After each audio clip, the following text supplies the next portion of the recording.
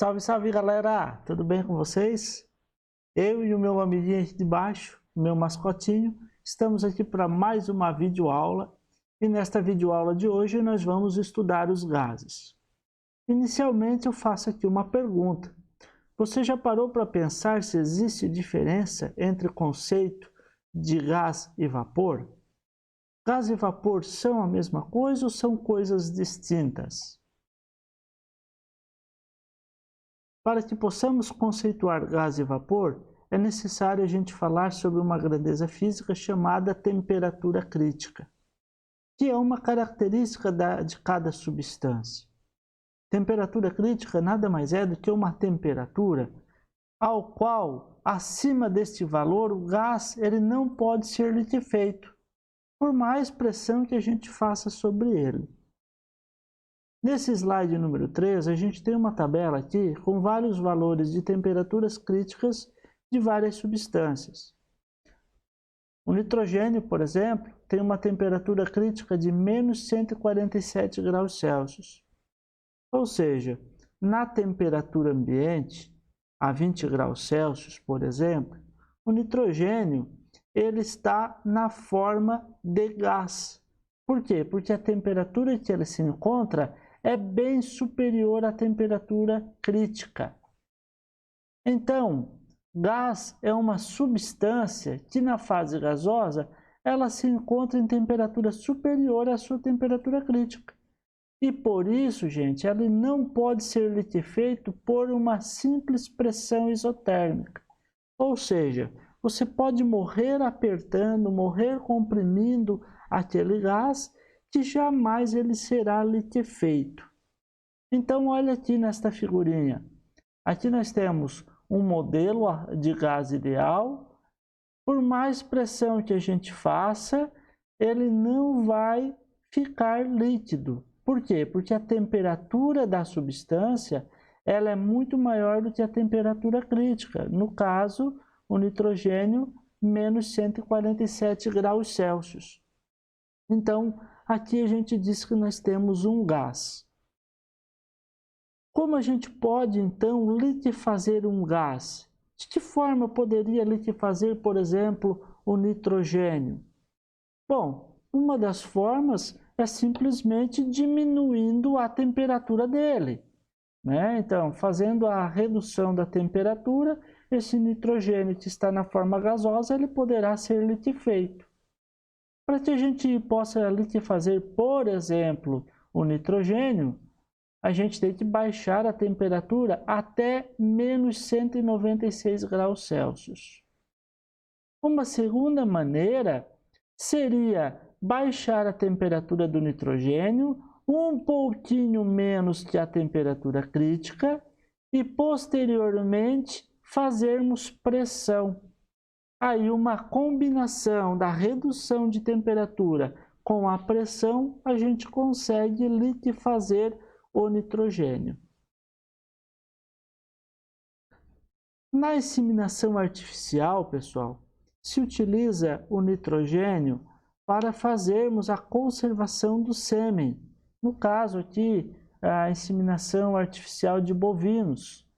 E aqui nós temos o botijão. Então, o botijão ele evita perdas por condução, por convecção e por irradiação.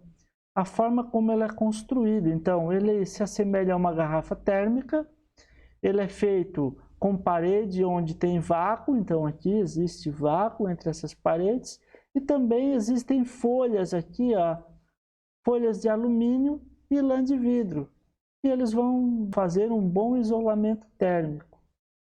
Tá? Então, a condução e a convecção, o vácuo aqui auxilia, né? E as folhas de alumínio auxiliam aqui a irradiação. E claro, uma tampa bem ajustada para evitar a convecção, né?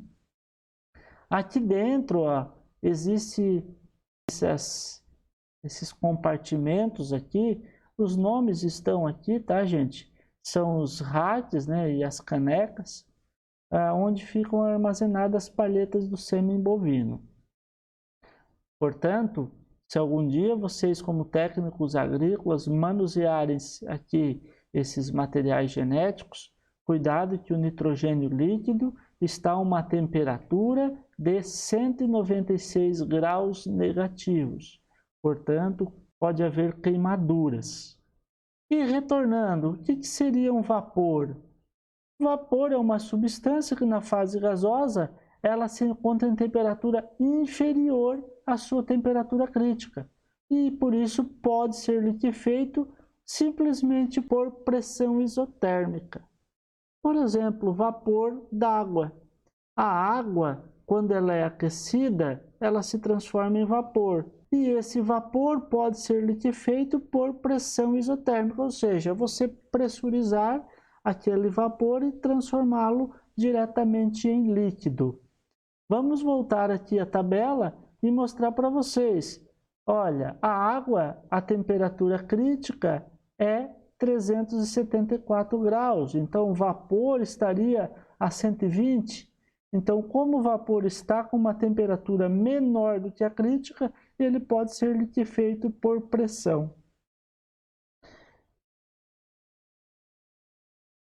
Conclusão, pessoal, então, é que o vapor e o gás, eles se diferenciam pela temperatura em comparação com a temperatura crítica. Então, o vapor, a sua temperatura, a temperatura da substância, ela é menor do que a crítica. E no gás, a temperatura da substância é maior do que a crítica.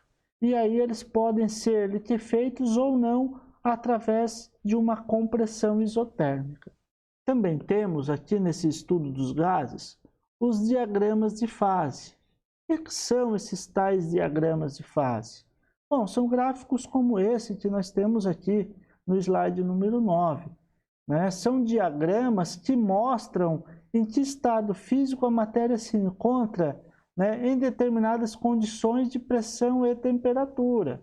Então aqui, ó, o nosso gráfico é um gráfico da pressão e da temperatura, e aqui nós temos algumas linhas obtidas em laboratórios. Então a gente pode saber que para uma determinada temperatura e para uma determinada pressão, o que acontece com a substância, em que estado físico ela se encontra. Então, gente, aqui no slide número 10 a gente tem um exemplo que é o diagrama de fases da água. Nós temos aqui 3 curvas coloridas. Tá? Essa curva em azul é a curva de fusão ou solidificação. Essa curva em verde é a curva de vaporização ou liquefação. E essa curva em vermelho é a curva de sublimação. Ou seja, na temperatura de 0 graus, o que acontece com a água? Nós teríamos um pontinho bem aqui em cima dessa curva. Claro que na pressão de uma atmosfera, pressão normal, pressão ambiente a nível do mar. Nessas condições de pressão e temperatura, a água se encontra a 0 graus, podendo aqui existir no estado sólido ou no estado líquido. Se a gente resfriar um pouquinho a água, ela vai, obviamente, estar no estado sólido. Se a gente aquecer um pouquinho a água, ela vai passar para o estado líquido.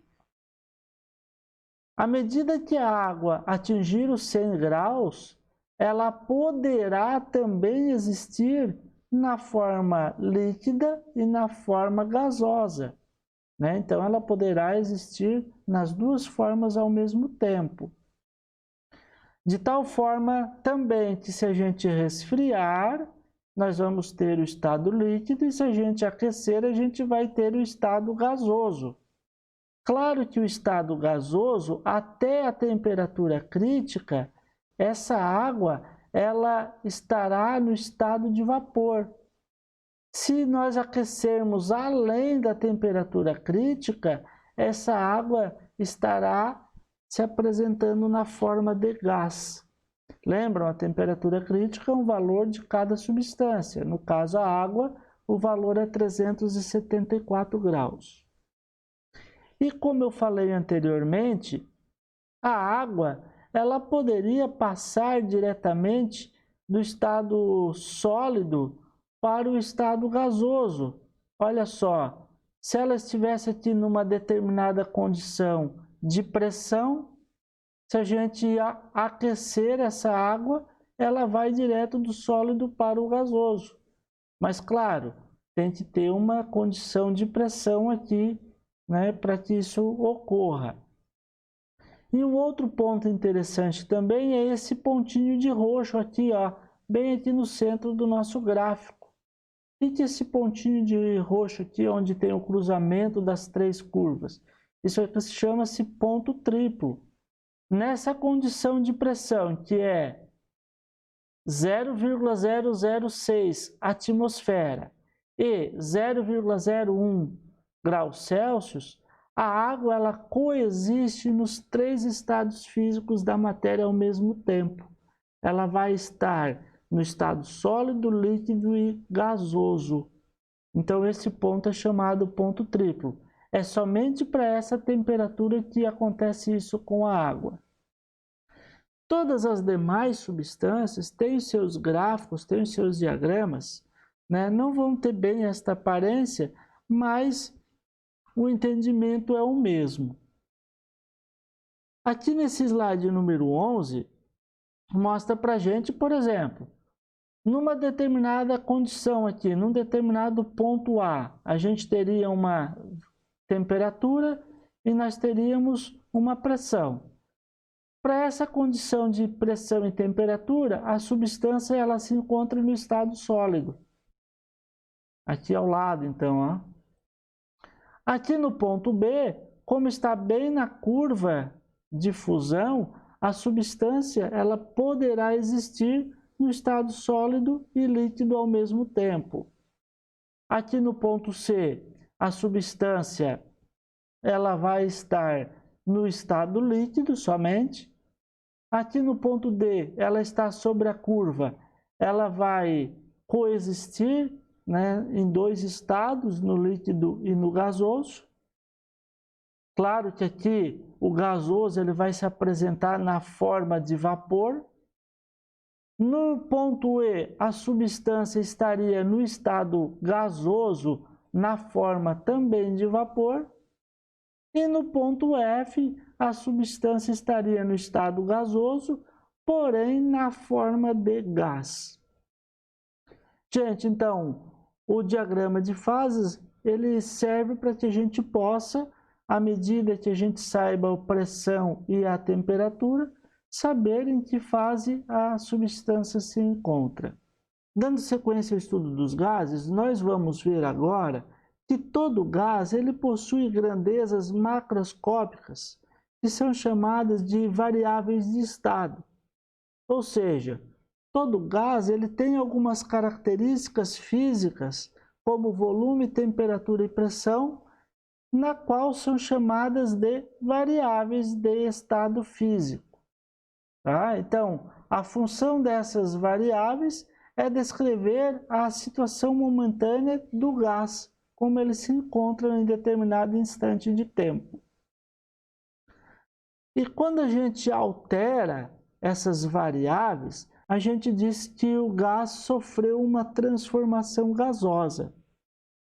Então analisem aqui esta figura à esquerda. Nós temos aqui um gás que está submetido a uma determinada pressão, está a um determinado volume e numa determinada temperatura. Então, estado inicial a gente costuma dizer que é o estado número 1. Então aqui, pressão 1, volume 1 e temperatura 1. Esse gás ele vai sofrer algumas modificações, então ele vai sofrer transformação. Por exemplo, esse êmbolo aqui eu tinha 100 gramas aqui em cima, se eu adicionar mais 100 gramas, então, o que aconteceu? Esse êmbolo apertou. O que aconteceu com o volume? O volume diminuiu. O que aconteceu com a pressão que foi feita? A pressão aumentou. E a temperatura? Ora, a temperatura pode ter se mantido constante, como também pode ter variado. Nesse caso aqui, a gente não temos como prever. Porém, existe uma relação matemática que é chamada de equação geral dos gases, que diz o seguinte, que a pressão multiplicada pelo volume dividido pela temperatura neste estado inicial ela vai ser igual à pressão multiplicado pelo volume dividido pela temperatura neste estado final. Então, gente, a gente pode concluir que todo gás ele possui algumas variáveis macroscópicas. Então, ele possui pressão, ele possui volume, ele possui temperatura, e alterando qualquer uma delas, a gente está fazendo uma transformação de estado físico. E aí a gente tem esta relação matemática aqui envolvendo todas as variáveis de estado. Agora, pessoal, eu quero mostrar para vocês uma simulação que pode ser visualizada no site fetcolorado.edu. Uma simulação sobre as propriedades gasosas. Aqui mostra para a gente uma bombinha onde a gente poderá injetar gás dentro desse recipiente. E aqui a gente pode alterar a quantidade de energia fornecida a esse sistema por meio de calor. E aí a gente pode aqui ver como é o comportamento da temperatura e da pressão. Então, primeira coisa, eu vou injetar aqui partículas dentro deste recipiente. E aí a gente pode verificar que as colisões das partículas aqui, ó, elas fazem com que haja pressão. E aí, uma das primeiras coisas que a gente pode visualizar aqui é que quando nós injetamos gás aqui dentro, começamos a ter medidas de pressão. Essa pressão existente, ela ocorre porque as partículas estão batendo nas paredes do recipiente. Ora, verifiquem aqui, uma fonte de calor. Eu vou aumentar a temperatura das partículas. O que vai acontecer então lá naquele termômetro? Percebam que a temperatura do termômetro está aumentando. E, consequentemente, a pressão também está. Então, o que está acontecendo? Ao fornecer calor, as moléculas estão mais agitadas, elas batem mais na parede do recipiente, aumenta a pressão. Então, aqui a gente está mexendo numa variável, a gente está mexendo na temperatura e, consequentemente, está afetando também a pressão. Mas eu poderia mexer aqui, ó, nesta barrinha e diminuir o volume. O que vai acontecer com a pressão? Olhem lá para o manômetro. A pressão aumentou. Por quê? Porque o espaço se tornou menor, as partículas vão colidir mais nas paredes do recipiente, obviamente vai ter um aumento de pressão. Bom, vou diminuir a pressão, diminuindo a temperatura das partículas. Reduzindo a temperatura, a pressão está diminuindo. Parei. Vou reduzir a pressão, diminuindo, aliás, aumentando o volume do recipiente. Perceberam então, pessoal, que existe uma relação entre volume, temperatura e pressão. Então, pessoal, como vimos na simulação, essas grandezas, pressão, volume e temperatura, elas estão relacionadas, e se a gente fizer qualquer alteração, a gente está fazendo uma transformação gasosa. E aí, para a gente encontrar qual será o volume, qual será a temperatura ou pressão depois de feita a transformação, a gente utilizará a equação geral dos gases que está aqui destacada.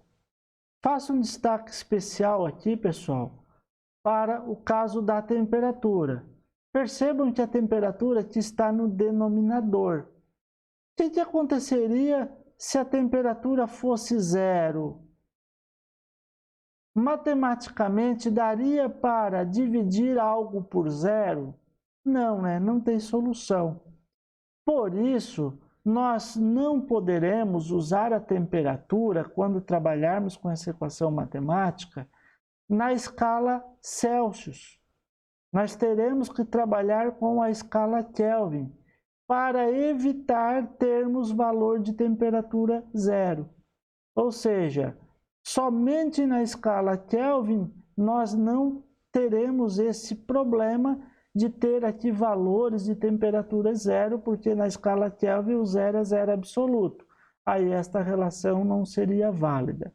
Bom, P, V e T são pressão, temperatura e volume.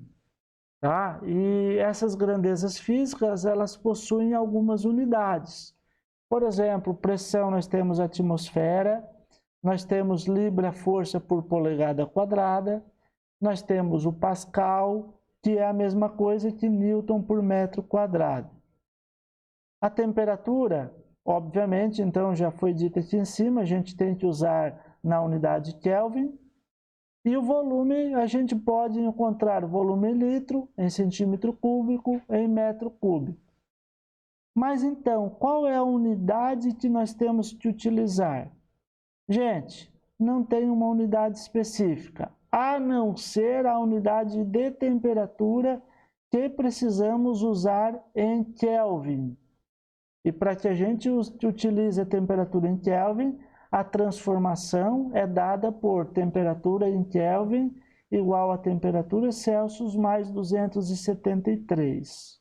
Aqui nesse slide número 15 eu trago para vocês, então, ATM é atmosfera, LBF é libra, força polegada quadrada, PA é Pascal, N barra metro quadrado é Newton por metro quadrado.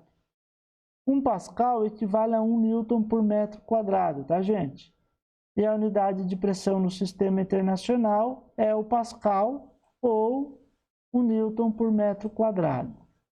Dentro das transformações gasosas, a gente vai ter alguns casos especiais.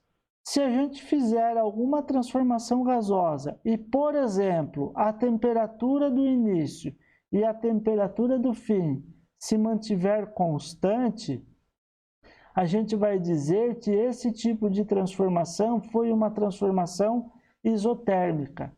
E se a gente tiver uma transformação onde o volume se mantém constante, isso a gente diz que é uma transformação isovolumétrica.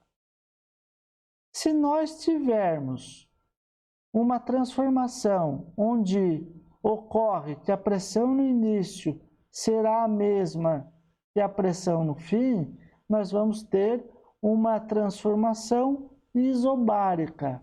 E se a gente tiver uma situação onde o gás não troca calor com o meio externo, a gente vai chamar essa transformação de transformação adiabática. Então, resumindo, gente, nós temos o seguinte: a equação geral dos gases é dada por P1V1 sobre T1 igual a P2V2 sobre T2. Numa transformação isotérmica, a temperatura fica constante. Então, significa que a temperatura do início e a do fim é a mesma. Logo, esta fórmula matemática, ela pode ser simplificada cortando as temperaturas. Então, está aqui embaixo, ó. Você tem P1V1 igual a P2V2. Isso aqui é chamado de lei de Boyle-Mariotti. Para uma transformação isobárica, conforme vimos anteriormente, a pressão se mantém constante. Então, eu posso cortar aqui, ó, o valor da pressão. Logo, vai ficar V1 sobre T1 igual a V2 sobre T2. Esta equação é conhecida como a lei de Charles e de Lussac. E nas transformações isovolumétricas, onde o volume é constante, eu posso cortar o V aqui, ó. Então, eu vou ficar com P1 sobre T1 igual a P2 sobre T2. Gente, eu faço esse destaque porque, de repente, vocês podem encontrar em algum livro aí a lei de Boyle-Mariotti, a lei de Charles e de Lussac e a lei de Charles, né? Que, na verdade, são simplificações desta equação aqui, claro, sabendo que são transformações isotérmicas, isobáricas e isovolumétricas. Vamos, então, a alguns exemplos. Este primeiro exemplo diz o seguinte: na superfície terrestre, sob pressão normal de uma atmosfera, o volume dos pulmões de uma pessoa adulta é de aproximadamente 5 litros. Admitindo que a temperatura mantém-se constante, Calcule o volume dos pulmões de um mergulhador que está a 15 metros de profundidade, onde a pressão é de aproximadamente 2,5 atm. E qual é a variação do volume sofrida pelos pulmões? Podemos, então, retirar os nossos dados. O primeiro dado que nós temos é esse 1 atm aqui, ó. Então, isso é a nossa pressão inicial.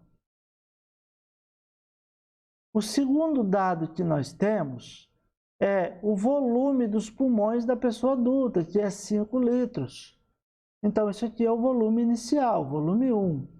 E a gente sabe que a temperatura se mantém constante. Calcule o volume dos pulmões de um mergulhador quando ele está a 15 metros de profundidade e a pressão é 2,5 atmosferas.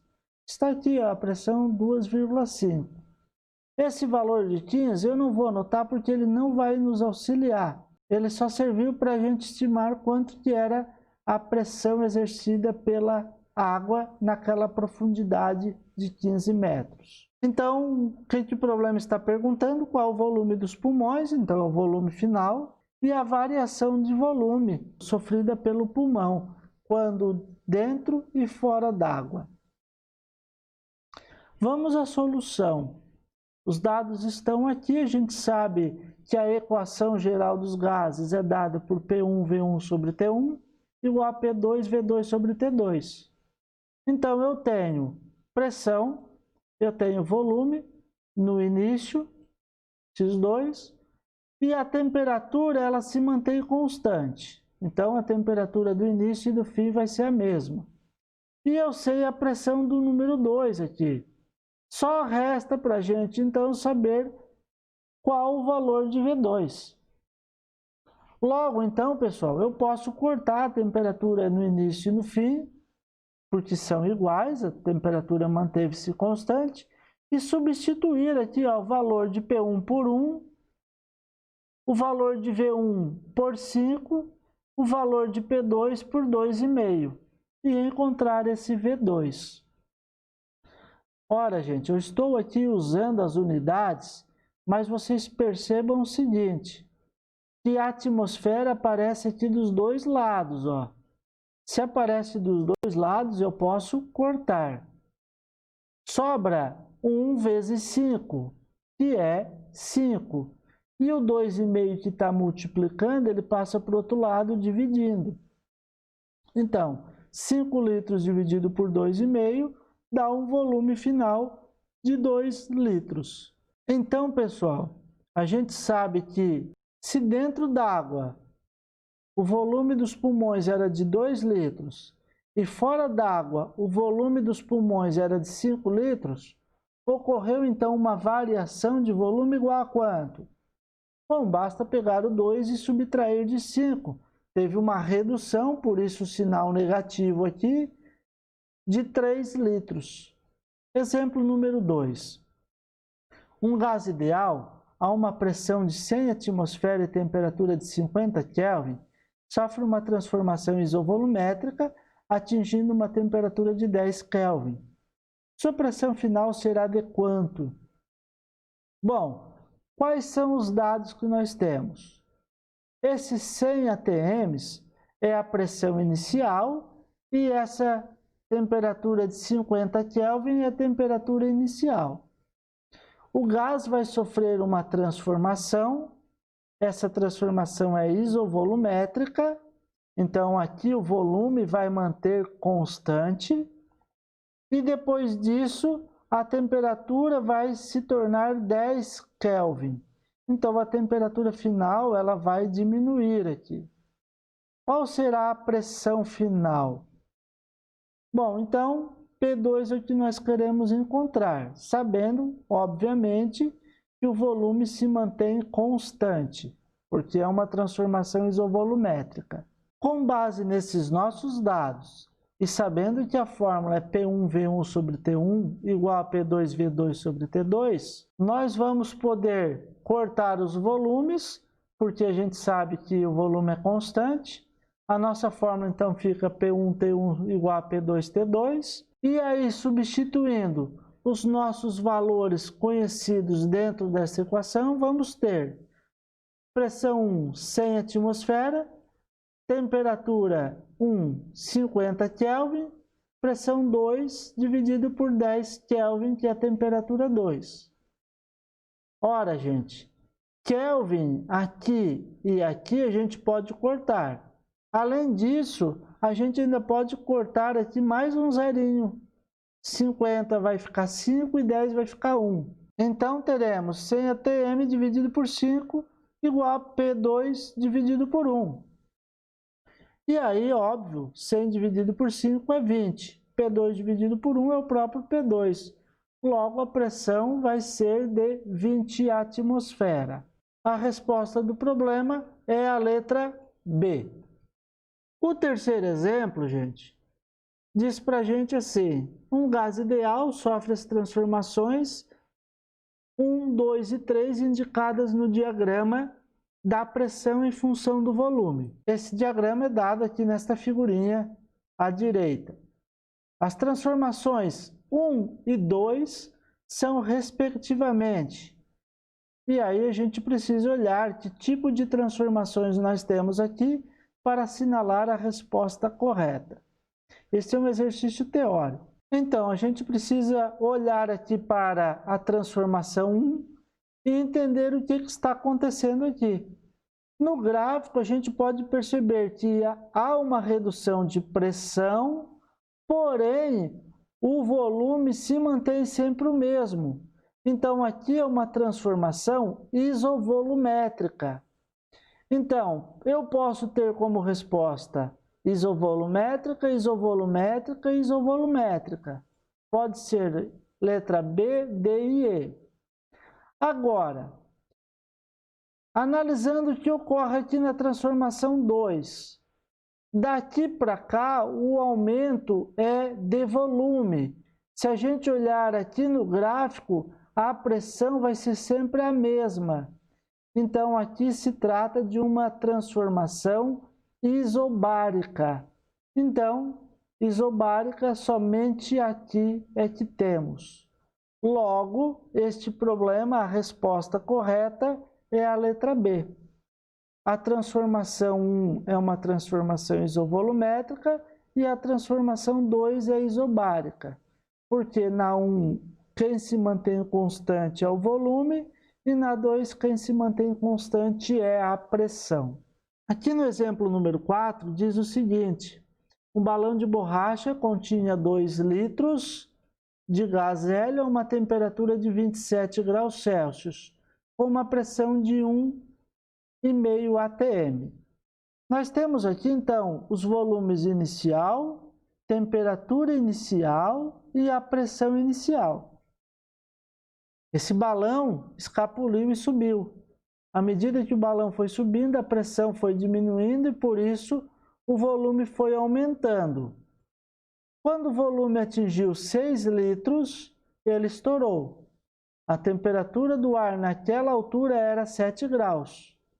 Calcule a pressão do gás instantes antes dele estourar. Então, gente, nós temos volume final 6 litros, temperatura final 7 graus e queremos calcular a pressão final. Aqui só tem um detalhe: nós temos temperatura em graus Celsius. Podemos usar temperaturas em graus Celsius? Não. Nós vamos precisar transformar essa temperatura para Kelvin. Então, vamos para a solução do problema. Primeiramente, a gente transforma, então, 27 graus Celsius em Kelvin, simplesmente adicionando 273. Vamos ficar com 27 mais 273 igual a 300 Kelvin. Posteriormente, a gente transforma 7 Celsius em Kelvin, fazendo a mesma soma. Vamos ter 7 mais 273 igual a 280. Agora, então, a gente vai ter a equação P1V1 sobre T1 igual a P2V2 sobre T2. Olhando, o volume inicial é 2, pressão inicial é 1,5 atm e a temperatura inicial 300. Então a gente tem todos esses dados aqui. P2 a gente não sabe, é o que queremos. V2 é 6 litros e a temperatura 2, 280, que está aqui. Bom, aqui a gente pode perceber que é possível simplificar a temperatura em Kelvin, é possível simplificar a unidade litro.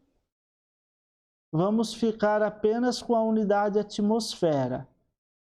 1,5 vezes 2 fica 3. 3 sobre 300 equivale a 1 sobre 100. Então, nós vamos ter 1 sobre 100 igual a P2 vezes 6 sobre 280. Esse 280 passa multiplicando. Nós vamos ter, então, 280 atm dividido por 100 igual a P2 vezes 6. Eu tenho 280 dividido por 100 fica 2,8 atm. E aí esse 6 passa dividindo. Então, 2,8 dividido por 6 dá o resultado de 0,47 atmosfera. Esta é a resposta do exemplo número 4. Exemplo número 5 diz o seguinte: um motorista, antes de iniciar uma viagem, calibra os pneus do carro numa pressão de 24 libras-força por polegada quadrada, a temperatura de 27 graus Celsius. Ao encerrar a viagem, verifica que a pressão nos pneus é de 26,4 libras-força por polegada quadrada. Desprezando a variação do volume do pneu, é verdadeiro afirmar uma dessas alternativas. Bom, gente, a gente tem aqui algumas informações. A gente tem a pressão inicial e a temperatura inicial. A gente sabe também a pressão final. Falta, então, a temperatura final, né, para a gente calcular. Olha, temperatura inicial era 27, a pressão inicial 24. A temperatura final eu não sei e a pressão final é 26. E a gente sabe aqui, ó, que a variação do volume não existe, né? Então, o volume é constante. Bom, vamos calcular essa temperatura para ver o que a gente vai encontrar. Todos os dados estão aqui. A temperatura a gente vai transformar de 27 para Kelvin. Então, somando com 273, vamos ter 300 Kelvin. A fórmula P1V1 sobre T1 igual a P2V2 sobre T2. Sendo que o volume é constante, eu posso simplificar V1 e V2 aqui da fórmula. Sobra P1, 24 libras-força polegada ao quadrado, dividido por T1, que é 300 Kelvin. P2, 26,4 libra-força por polegada ao quadrado, dividido por T2. Bom, a unidade é a mesma dos dois lados da igualdade, então eu posso simplificar. Vai ficar, então, T2 vezes 24, passa aqui multiplicando, e passa esse para cá multiplicando. Tá? Então, vamos ter 24T2 igual a 26,4 vezes 300. Agora, 26,4 vezes 300 dá 7.920. Esse 24 passamos dividindo, então vamos ter 7.920 dividido por 24, igual a 330 Kelvin.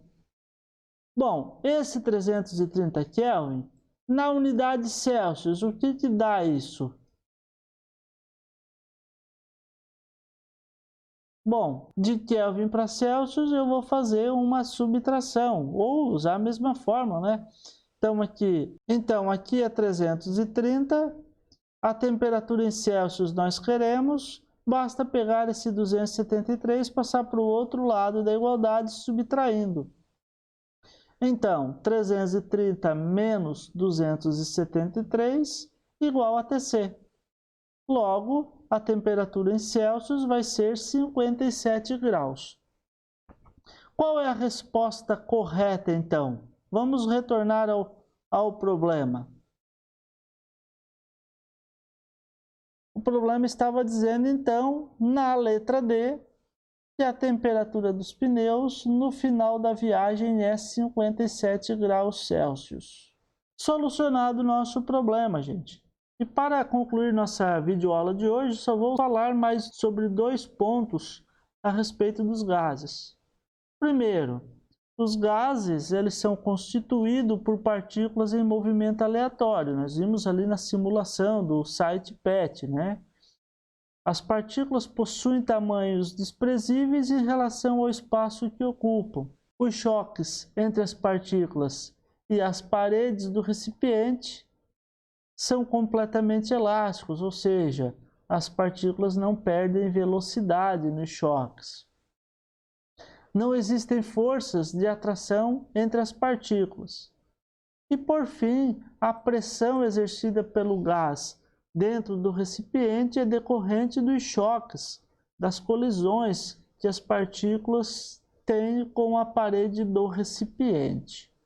E aí a gente também tem uma definição, né, que é muito utilizada nas aulas de física, um modelo de gás chamado gás ideal, que é, na verdade, um gás perfeito, ou seja, uma idealização, onde são negligenciadas as interações moleculares e as interações eletromagnéticas, dadas a dificuldade de considerar todos os detalhes que cada gás possui. Então, na realidade, nenhum gás é verdadeiramente perfeito. Em geral, os gases monoatômicos, na condição especial de baixa pressão e alta temperatura, eles possuem comportamento molecular aproximado ao gás idealizado. Nós vimos também na simulação do site PET que a energia cinética de uma partícula ou de um gás nada mais é do que a energia associada à velocidade das partículas. Então, quanto mais agitadas essas partículas estiverem, mais alta é a sua energia cinética. E também a agitação das partículas depende do aumento da temperatura do gás. Logo, podemos concluir, aumentando a temperatura do gás, a gente aumenta a velocidade das partículas e, por conseguinte, a gente aumenta a energia cinética média das partículas. Gente, finalizamos por aqui mais uma videoaula. Espero que vocês tenham compreendido os tópicos abordados nesta videoaula. Se gostaram, deixe o seu like. Não se esqueçam de se inscrever nesse canal e apertar o sininho para receber as notificações. Deixo aqui o meu grande abraço e nos vemos numa próxima aula.